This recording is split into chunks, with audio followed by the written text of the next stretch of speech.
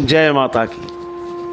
माँ, मैं न मंत्र जानता हूँ न यंत्र, अहो मुझे स्तुति का भी ज्ञान नहीं है, न आवाहन का पता है, न ध्यान का, स्तोत्र और कथा की भी जानकारी नहीं है।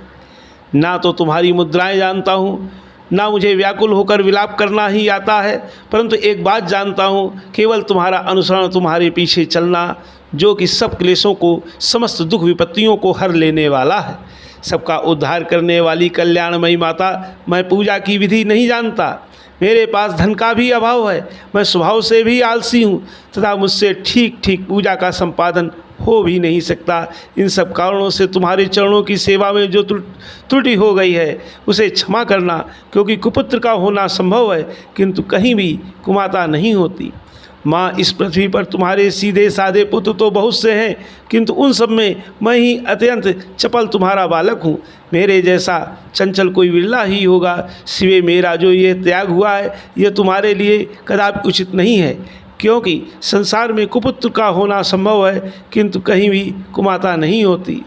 जगदम्ब माता, मैंने तुम्हारे चरणों की कभी सेवा नहीं की, देवी तुम्हें अधिक धन भी समर्पित नहीं किया, तथापि मुझ जैसे अधम पर जो तुम अनुपम स्नेह करती हो, इसका कारण यही है कि संसार में कुपुत्र पैदा हो सकता है किंतु कहीं भी कुमाता नहीं होती। गणेश जी को जन्म देने वाली माता पार्वती, अन्य देवताओं की आराधना करते समय मुझे नाना प्रकार की सेवाओं में व्यग्र रहना पड़ता था, इसलिए 85 वर्ष से अधिक अवस्था बीत जाने पर मैंने देवताओं को छोड़ दिया है।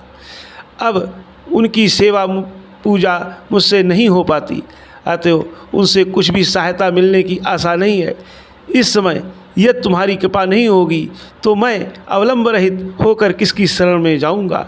माता अपर्णा, तुम्हारे मंत्र का एक अक्षर भी कान में पड़ जाए तो उसका फल ये होता है कि मूर्ख चांडाल भी मधुपाक के समान मधुर वाणी का उच्चारण करने वाला उत्तम वक्ता हो जाता है। दीन मनुष्य भी करोड़ों स्वर्ण मुद्राओं से संपन्न हो चिरकाल तक निर्भय विहार करता रहता है। जब मंत्र के एक अक्षर का स्वर्ण का ऐसा फल है तो जो लोग विधि पूर्वक जप में लगे रहते हैं उनके जप से प्राप्त होने वाला उत्तम फल कैसा होगा, इसको कौन मनुष्य जान सकता है।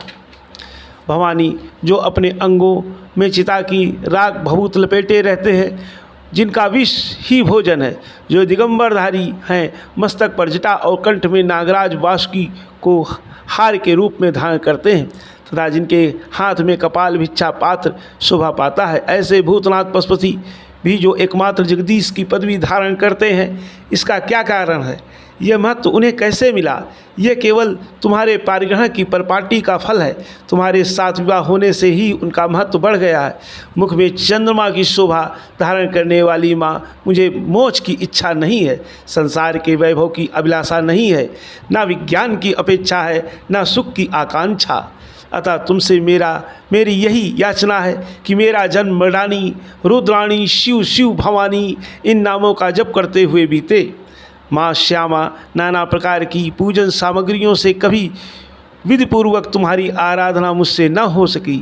सदा कठोर भाव का चिंतन करने वाली मेरी वाणी ने कौन सा अपराध नहीं किया है, फिर भी तुम स्वयं ही प्रयत्न करके मुझ अनाथ पर जो किंचित कृपा दृष्टि रखती हो। माँ, यह तुम्हारे ही योग्य है। तुम्हारी जैसी दयामयी माता ही मेरे जैसे कुपुत्र को भी आश्रय दे सकती है। माता दुर्गे, करुणा सिंधु माहेश्वरी, मैं विपत्तियों में फंसकर आज जो तुम्हारा स्मरण करता हूँ, पहले कभी नहीं करता रहा।